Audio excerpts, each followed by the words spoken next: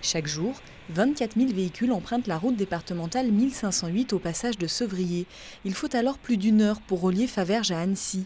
Le projet, porté par le département de Haute-Savoie, propose de fluidifier le trafic avec la création du tunnel sous le Semnoz et d'une nouvelle voie urbaine côté Vauvray. Parallèlement, l'agglomération élabore un plan de déplacement urbain.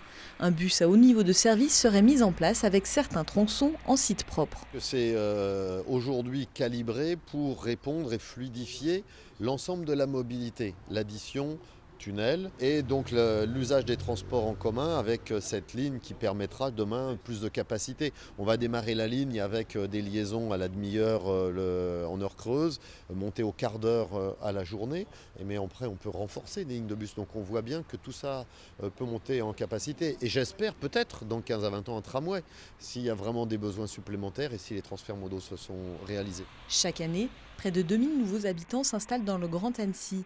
Une attractivité non sans conséquences. D'ici 2030, on comptabilisera près de 9000 déplacements quotidiens supplémentaires entre Faverges et Annecy.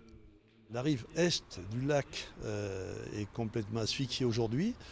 Avec l'arrivée du bus à haut niveau de service, les réflexes des automobilistes et des utilisateurs de la route vont changer et ils viendront utiliser soit la voirie, soit le bus et on aura une circulation qui peut être accrue en bout de lac côté ouest et qui sera diminuée en bout de lac côté annécien. Ça, les études nous le disent. Mais en même temps, cette partie sud de la rive ouest, si elle voit augmenter sa fréquentation, verra diviser par 2 le temps d'accès à Annecy. Là où on passe 40 minutes, on mettra 20 minutes.